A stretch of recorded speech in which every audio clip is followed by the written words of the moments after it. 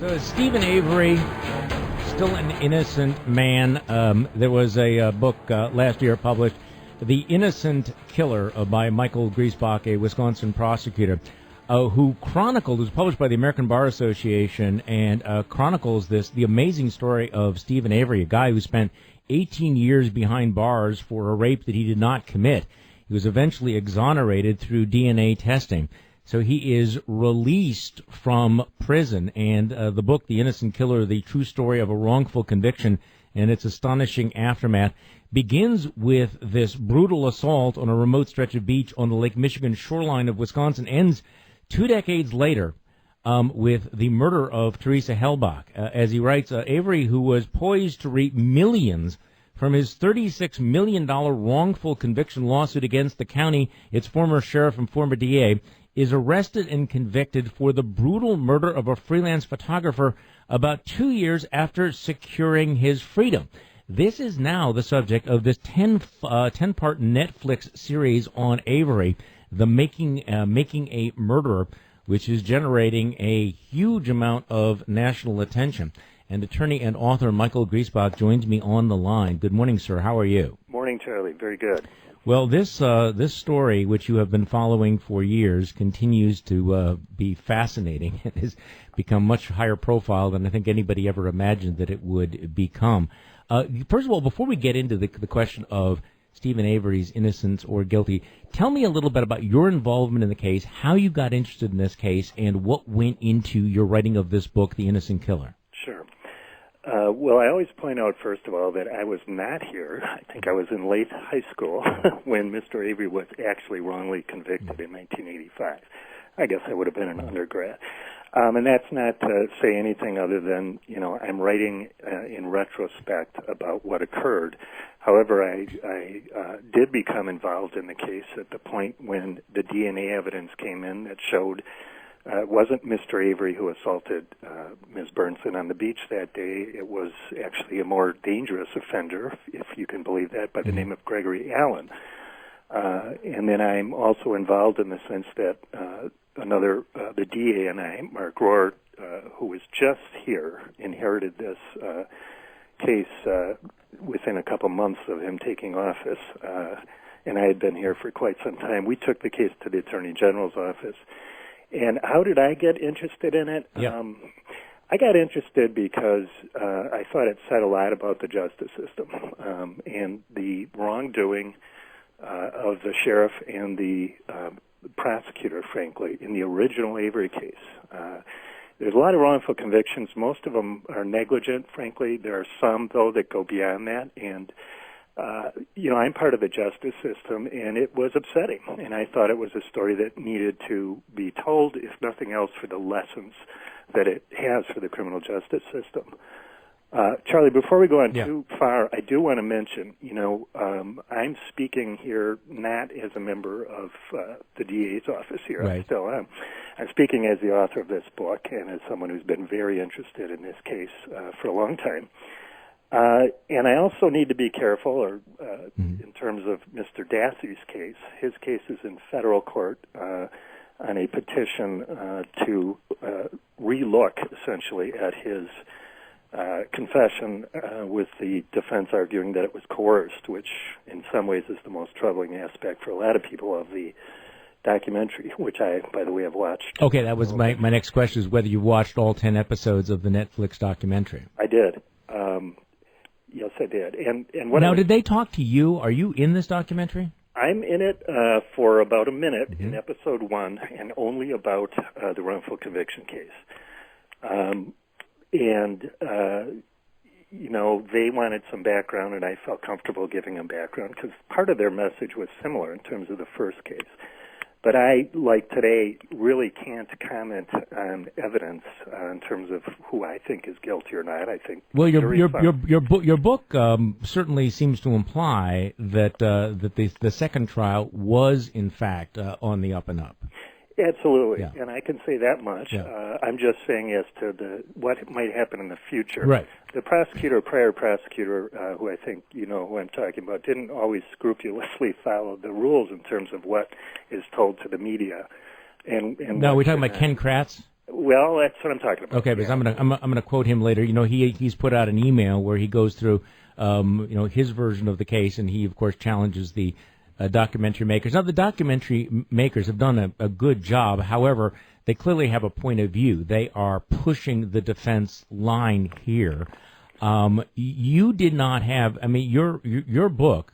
When you wrote the book, you believed that Steven Avery was guilty of the murder of TERESA HALBACH, correct? I still do. Okay, that's what I was going to ask you next. I'm not saying I can't talk about much other than the Dassey case that's still. All right, let's take a quick break, and then I want to come back and I want to ask you about this because, of course, the people who are seeing this Netflix documentary all around the country and the world are increasingly convinced that Steven Avery, in fact, was framed, that he's innocent, and I want to talk about why you believe he, in fact, was guilty of that crime. We're talking with attorney and author Michael Griesbach, whose book is really a riveting book, The Innocent Killer, a true story of a wrongful conviction and its astonishing aftermath, which was published by the American Bar Association. We will be back in 2 minutes. It is 10:17. You're listening to News Radio 620 WTMJ. The Netflix documentary, Making a Murderer, is already generated tens of thousands of online petitions for people, asking for the president to free Steven Avery, which, by the way, he can't do because it's a state conviction. We're joined live by the author of a book on Steven Avery, who is the focus of this documentary, Michael Griesbach, a Wisconsin prosecutor who wrote The Innocent Killer, chronicling both of the cases against Steven Avery. So right before the break, I asked you whether you thought that Steven Avery was in fact guilty of the murder of TERESA HALBACH, and you said yes. Why do you believe that he was in fact the killer?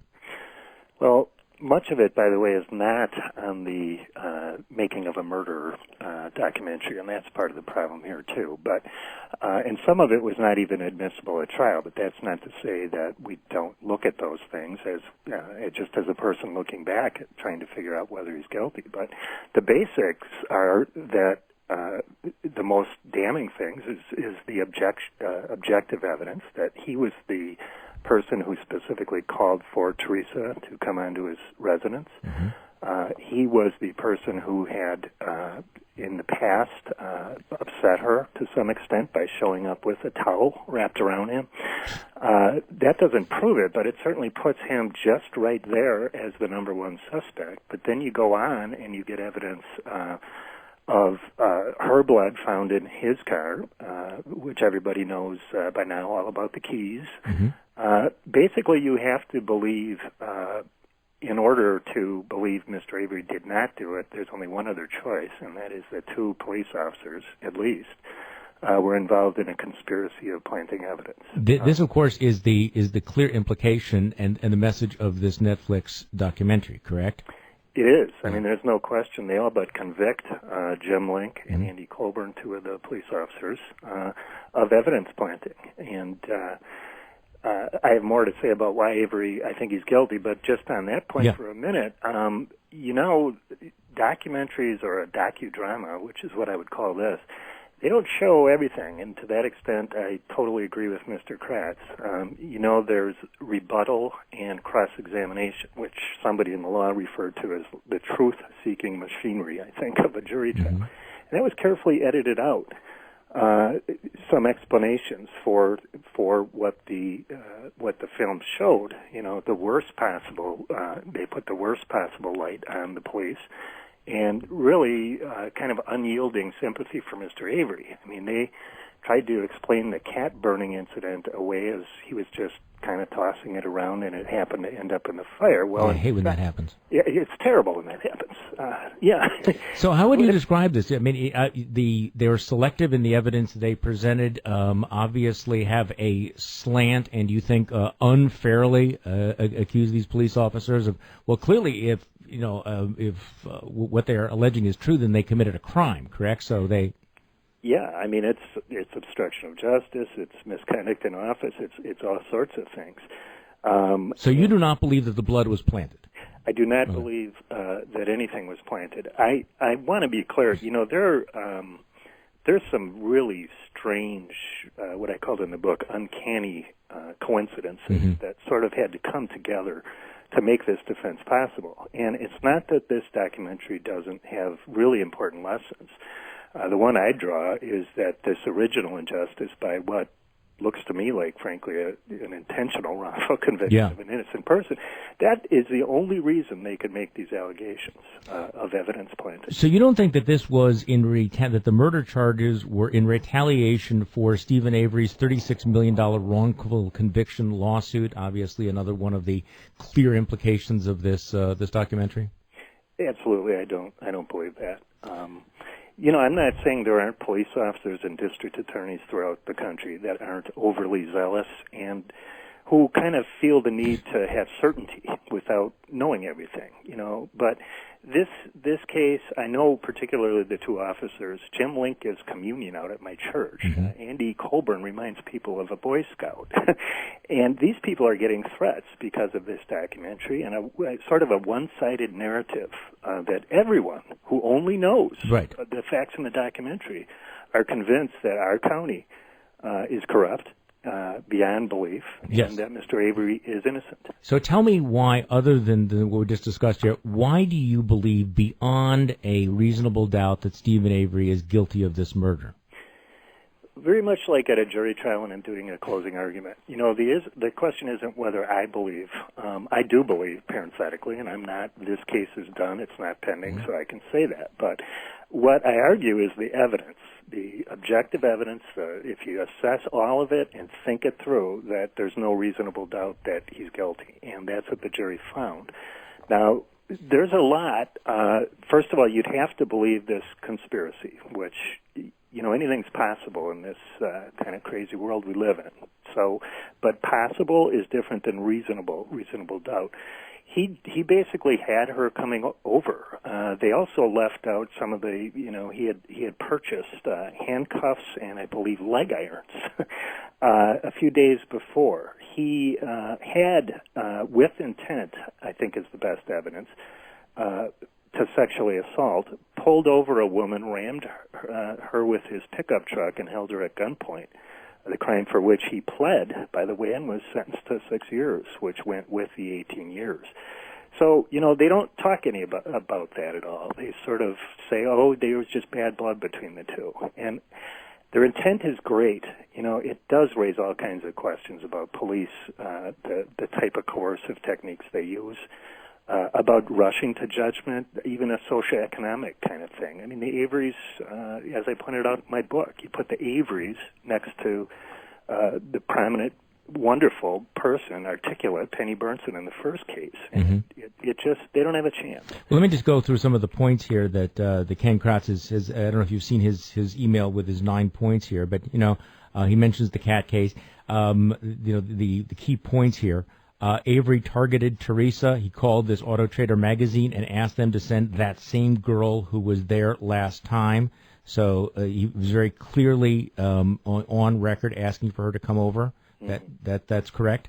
Number 3, TERESA's phone, camera, and PDA were found 20 feet from Avery's door, burned in his barrel. Why did the documentary not tell the viewers the contents of her purse were in his burn barrel just north of the front door of his trailer? That seems to be a relevant detail. I think Ken makes an excellent point. There's no reason other than that they do have an agenda. And, it's interesting. They claim they're not taking a position. They just kind of, like some people do. It's easy to just say we're raising these issues, but, it's up to the viewers to sort of figure out. And we're not to weigh in on truth, because truth, what does truth really mean? So they just let it out there. But at the same time, they're saying what is truth and making comments about if anything's true about the Avery case, it's that the truth is not clear. But they make their truth very clear by editing things out, by selective use of film and sound. That in their agenda-driven view of this, Mr. Avery and Mr. Dassey didn't do it. And even if they did, the police are at fault in a way because they planted evidence. And both of those things are not backed up, and you look at all of the evidence. Absolutely fascinating. Michael Griesbach, the Wisconsin prosecutor and author. The book is The Innocent Killer. And obviously, you're not saying that he was innocent of the killing. He was innocent of the rape, but he turned out to be a killer. Thanks so much for joining me this morning. I appreciate it very much. Absolutely, Charlie. And one last Sure. word. I know you're rushed to go here, but there's some people that the kind of irresponsible, in my opinion, portrayal of this thing is hurt once again. The biggest one, of course, is the HALBACHs. Yes. Their face and their dignity during that trial. It just impressed, I think, everybody who watched it in the state. And then what do you have? You have this all dragged up again. And it's a shame. While the case has lessons we got to look at and think about, I think if we do it in the right way and not with an agenda, it doesn't hurt the HALBACHs. They don't need to see it, of course, but if they see that people are raising these issues, not in the kind of docudrama and agenda-driven way, I think it may do some good rather than some harm. And that's one more thing that's sad about this. Yeah. Do you plan to write more about this case now, particularly in light of this? Are you writing any reviews of the docudrama? I've had some contact. I think I had a slight thing in the Journal Sentinel, and there's some other people. I not a book, not commenting on the evidence, perhaps commenting on the American Bar Association wants me to do something on what I've been talking about here. Truth needs to be found if it can in court, in appeals courts, not in a agenda-driven documentary. Again, thanks for joining me. I appreciate it very, very, very much. Very good, Charles. Michael Griesbach, attorney and author, and probably knows as much about this case as anyone out there.